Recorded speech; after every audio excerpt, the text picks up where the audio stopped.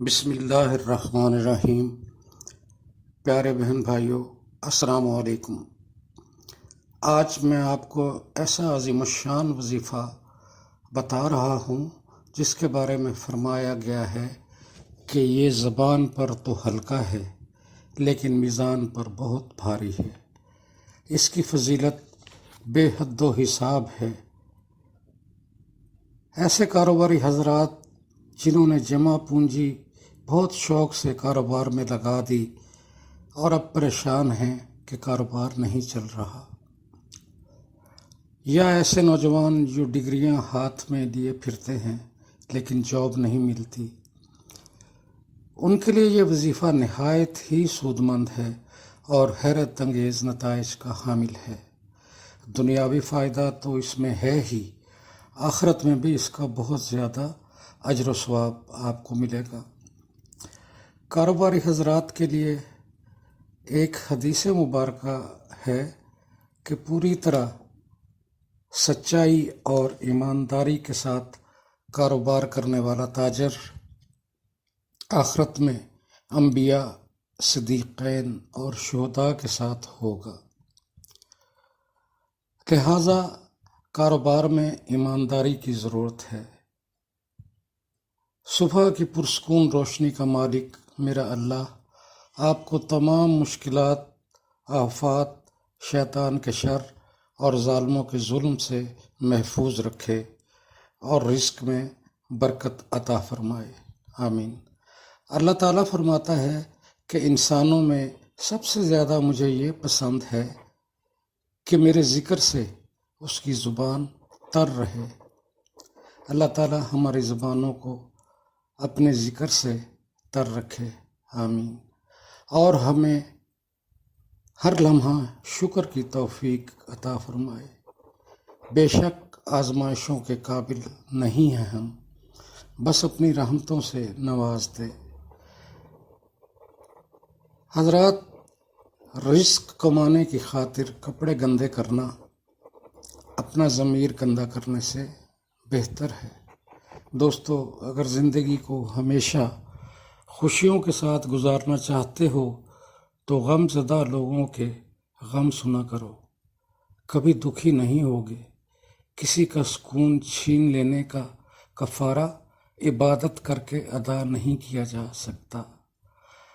صرف پیسے کا ہونا ہی رزق نہیں ہے، نیک اولاد، اچھا اخلاق اور مخلص دوست بھی رزق میں شامل ہیں۔ اور یہ کہ رزق کے حصول اور ضروریات کی تکمیل میں صبح کا وقت منتخب کیا کریں، کیونکہ صبح کے وقت میں برکت اور کامیابی ہے۔ دوستو، یہ جو بے روزگاری اور کاروبار کا نہ چلنا، یہ اللہ تعالیٰ کی آزمائشیں ہیں، جیسا کہ اللہ تعالیٰ سورہ البقرہ میں فرماتے ہیں کہ ہم ضرور تمہیں آزمائیں گے، کبھی خوف اور بھوک سے، اور کچھ مالوں اور جانوں اور پھلوں کے نقصان سے۔ صبر کرنے والوں کے لیے خوشخبری ہے۔ لہٰذا ان آزمائشوں میں ثابت قدم رہنا چاہیے۔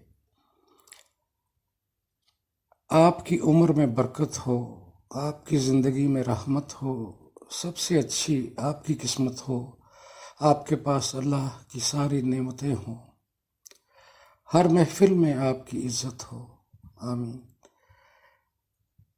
حضرت علی رضی اللہ تعالیٰ عنہ نے فرمایا ہے کہ اپنی اصلاح کی زندگی سنبھالو اور اپنی عادتوں کے تقاضوں سے منہ موڑ لو۔ اب آپ خود سوچئے کہ آپ کو اپنی کن عادتوں کو چھوڑنا ہے۔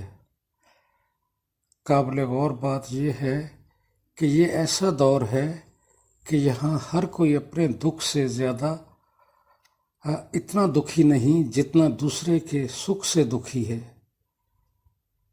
لہٰذا آپ سے گزارش ہے کہ حسد کرنا چھوڑ دیجیے۔ اگر کسی کا کاروبار آپ سے اچھا چل رہا ہے تو آپ اللہ سے دعا مانگیے کہ اے اللہ مجھے بھی اچھا کاروبار عطا فرما اور اس کے اچھے کاروبار پہ خوش ہوں، اور اگر آپ کی تعلیم کسی سے کم و بیش ہے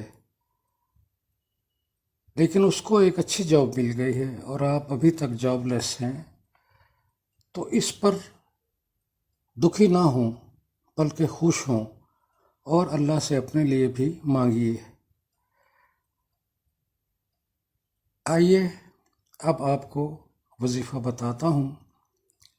نئے سننے والوں سے گزارش ہے کہ چینل کو سبسکرائب کریں، لائک کریں اور بیل آئیکن کو دبا دیں تاکہ نئی آنے والی ویڈیوز سے آپ مستفید ہوتے رہیں۔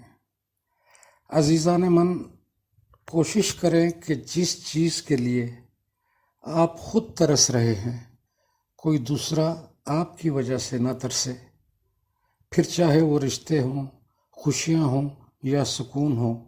اپنے اخلاق اور اپنے کردار کو ہمیشہ عمدہ رکھو، کیونکہ اس سے خون اور خاندان کی پہچان ہوتی ہے۔ زندگی آسان نہیں ہوتی، زندگی کو آسان بنانا پڑتا ہے، کچھ دعا کر کے، کچھ صبر کر کے، کچھ معاف کر کے اور کچھ نظر انداز کر کے۔ تو آئیے وظیفے کی طرف چلتے ہیں۔ سامعین، یہ وظیفہ جو میں آپ کو بتا رہا ہوں اس کو ہلکا مت لیجیے گا۔ عام طور پر یہ ایسے پڑھا جاتا ہے: بسم اللہ الرحمن الرحیم، سبحان اللہ و بحمدہ، سبحان اللہ العظیم۔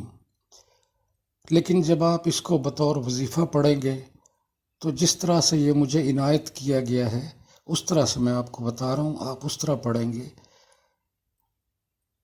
بسم اللہ الرحمن الرحیم، سبحان اللہ و بحمدہ، سبحان اللہ العظیم۔ میم کے نیچے زیر آپ ڈالیں گے اور آگے کنٹینیو کریں گے: سبحان اللہ و بحمدہ، سبحان اللہ العظیم و بحمدہ، استغفر اللہ۔ ایک بار غور سے سن لیجئے: سبحان اللہ و بحمدہ، سبحان اللہ العظیم و بحمدہ، استغفر اللہ۔ اول و آخر درود ابراہیمی آپ 3 بار، 5 بار یا 7 بار پڑھیں گے، اور اس کو آپ نے پورا 100 مرتبہ پڑھنا ہے۔ وقت ہوگا نماز فجر کے بعد۔ نماز فجر کے بعد 100 مرتبہ یہ وظیفہ پڑھیے اور پھر دعا کیجیے اپنی ذات کے لیے، اپنے کاروبار کے لیے، اپنی جاب کے لیے، یا جو بھی آپ کا مقصد ہے اس کے لیے اپنے لیے دعا مانگے، اور دیکھیے پھر اس کلمہ مبارکہ کے اثرات دیکھیے اور اس کی برکتیں دیکھیے کہ کس کس طرح سے آپ پر اللہ کی نعمتیں نازل ہوتی ہیں انشاءاللہ العزیز۔ اس کے ساتھ میں آپ سے اب اجازت چاہوں گا۔ اللہ حافظ۔ السلام علیکم ورحمۃ اللہ۔